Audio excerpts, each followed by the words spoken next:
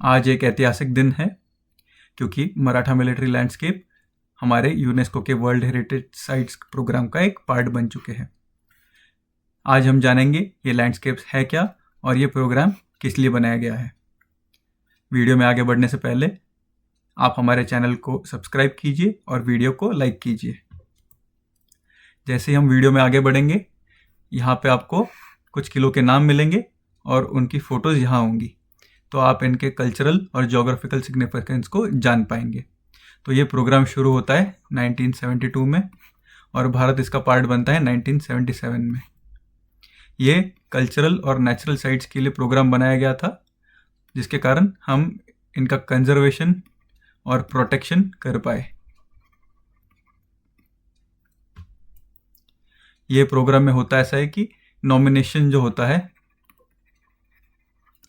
सरकार करती है और ये जो लिस्ट है यूनेस्को के पास भेजी जाती है, जो आगे वर्ल्ड हेरिटेज काउंसिल को दी जाती है। इसके बाद होता है इवैल्यूएशन कि कौन से साइट्स को इस लिस्ट में लिया जाएगा। तो उसमें होती है दो चीज़ें। कल्चरल साइट्स के लिए होती है international council for monuments and sites, और नेचुरल के लिए होती है international union for conservation of nature. और इन सब के फ़ायदे होते हैं कि आपको ग्लोबल रिकग्निशन मिलता है, फंडिंग और टेक्निकल एक्सपर्टीज़ मिलती है, बाहर से एक्सपर्ट्स आते हैं इसको कंजर्व करने के लिए, और लॉन्ग टर्म कंजर्वेशन और टूरिज्म डेवलपमेंट में इसका फ़ायदा होता है। इसके पहले इंडिया में 43 साइट्स थी, अब इसको मिलाने से 44 हो चुकी है।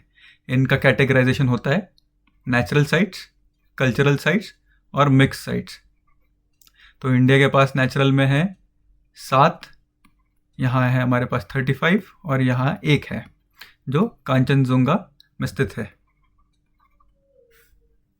अगर कुछ हम नोटेबल साइट्स की बात की जाए तो ताजमहल जो है हमारा वो कल्चरल में आएगा।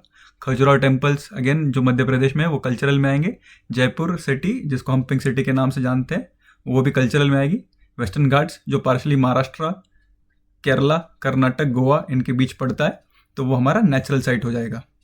हिल फोर्ट्स ऑफ राजस्थान जैसे चित्तौड़गढ़ ये सब हमारे कल्चरल में आ जाएंगे। और ये मराठा मिलिट्री लैंडस्केप ये हमारा भी कल्चरल में आ जाएगा। तो इसके पहले महाराष्ट्र में ऐसा नहीं था कि कोई और साइट नहीं थी। महाराष्ट्र में वर्ल्ड फेमस अजंता केव्स हैं छत्रपति संभाजी नगर के पास।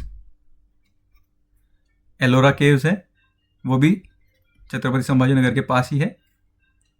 छत्रपति शिवाजी महाराज टर्मिनस CSMT पहले जिसको VT विक्टोरिया टर्मिनस बुलाया जाता था वो वर्ल्ड हेरिटेज साइट्स प्रोग्राम का हिस्सा है। फिर हमारा जो नेचुरल साइट्स आता है वो है वेस्टर्न घाट्स और अभी ये मराठा मिलिट्री लैंडस्केप्स।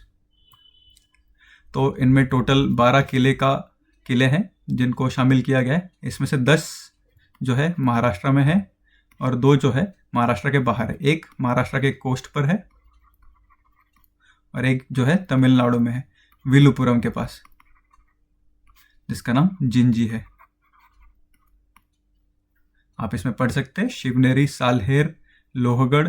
अगर शिवनेरी पुणे में है, सालहेर नासिक में, Lohagad again Pune, Rajgad Pune, Raigad in Raigad district, Pratapgad in Pune, Suvarnadurg in Sindhudurg, Vijaydurg in Sindhudurg, Sindhudurg in Sindhudurg and Panhala in Kolhapur. Gingee fort हमने जैसे बात की वो विलुपुरम डिस्ट्रिक्ट तमिलनाडु में है। और कांदेरी फोर्ट जो है महाराष्ट्र के कोस्ट से लगा हुआ एक आइलैंड है जिस पर ये स्थित है। अब जो फोर्ट्स हमने जिनकी बात करी है वो हिल्स पे मिलेंगे, कोस्टल आइलैंड्स पे मिलेंगे, प्लेटूज पे मिलेंगे। अगर आप इन सारों की फ़ोटोज़ देखेंगे तो आपको एक भी फोर्ट सिमिलर नहीं नज़र आएगा। कुछ पानी में मिलेंगे, कुछ आइलैंड्स पे मिलेंगे, कुछ आपको हिल्स में मिलेंगे। तो इनका जोग्राफिकल डाइवर्सिटी बहुत ज़्यादा है। इन सब को यूज़ छत्रपति शिवाजी महाराज और उनके बाद छत्रपति संभाजी महाराज इन्होंने किया था, जिसके कारण ये निज़ाम, आदिल और मुग़ल शाही को एक रेजिस्टेंस दे पाए। और ये एक लिविंग हेरिटेज भी है। अगर आज भी आप देखें तो 6 जून एंड 19 फरवरी को आप देखेंगे कि इन किलों पर फेस्टिवल्स होते हैं।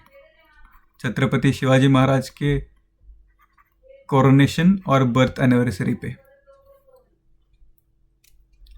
इनका बेनिफिट ऐसा होगा कि इनका रेस्टोरेशन एक्सपर्ट्स द्वारा होगा, टूरिज्म को बूस्ट मिलेगा, इंटरनेशनल अटेंशन मिलेगा, कल्चर और रीजनल हिस्ट्री का कंजर्वेशन होगा, लोकल्स के लिए अपॉर्चुनिटीज़ बढ़ेंगी और सस्टेनेबल टूरिज्म हो पाएगा। और कंक्लूजन में हम यही कहेंगे कि ये एक ऐतिहासिक दिन है, जिसके दिन छत्रपति शिवाजी महाराज के किले वर्ल्ड रिकग्नाइज्ड हो चुके हैं और हमें बहुत खुशी है। और इसी तरह हमारे और भी बहुत सारी जो साइट्स है उनको रिकग्निशन मिले, उनका डेवलपमेंट हो और भारत का नाम ग्लोबल लेवल पे टूरिज्म सेक्टर में बढ़े। Thank you.